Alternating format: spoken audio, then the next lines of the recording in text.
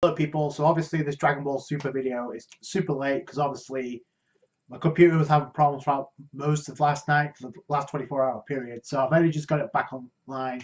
So I'm going to do this discussion instead of a review because not too much to break down other than the fact that we had a major elimination in hits going out of the Tournament of Power, which I don't know if you guys are upset with that or not, because what it does is like it showcases Jiren as more of a threat because nobody can stand up to this guy right now, at least not right now.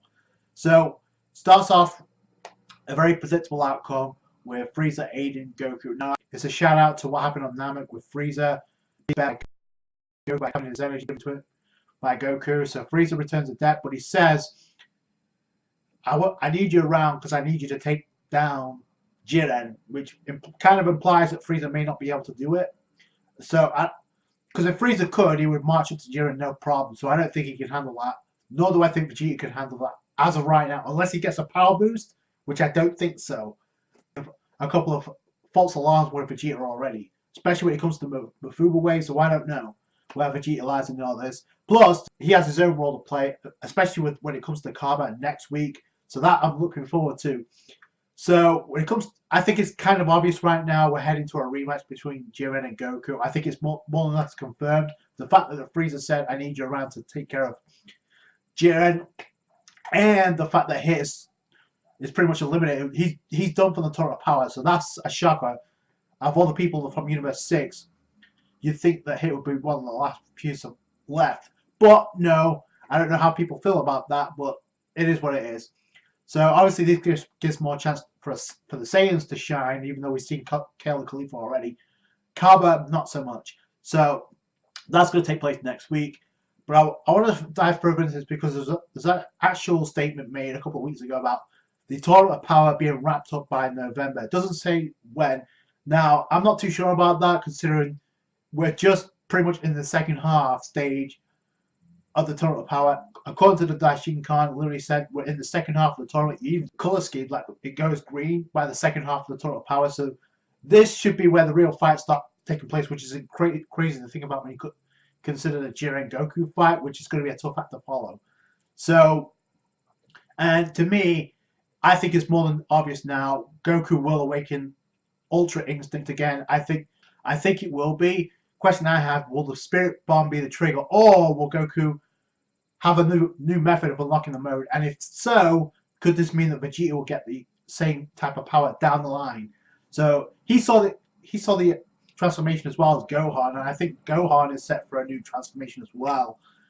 Because given the ending and the fact that Gohan right now is locked in with a battle with the Namekians from Universe 6 alongside Piccolo, I really hope we get some development on Piccolo's side. Maybe we'll see.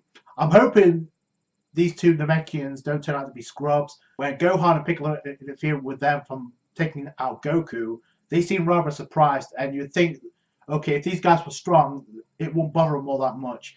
So I'm hoping they're not turn out to be scrubs. There's a lot of hype built into this. Plus, I'm kind of disappointed only to turn out to be a quick scene when we could have an entire episode of this and they could have revealed it there and then. So I hope it's not a one and done, but at the very least, I hope Piccolo gets some interesting development from this. I hope he learns something new because I think that's what's going to happen with this. Or it could be that this is where Piccolo falls from the Tournament of Power. So we'll see how things play itself out.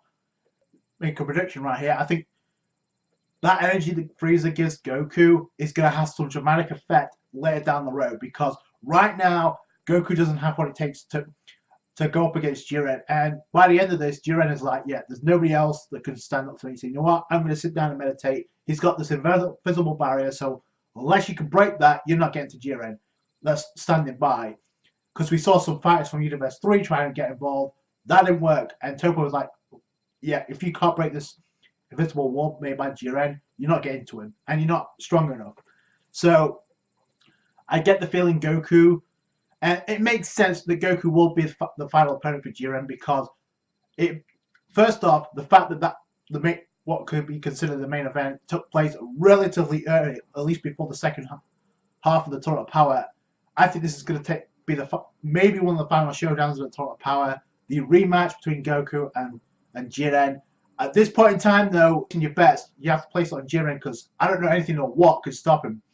Because Ultra Instinct, I mean, yeah, it's the best thing that Goku's ever utilized against Jiren, but at the same time, Jiren was still holding back. So I don't know what's going to happen if Goku unleashes that mode again.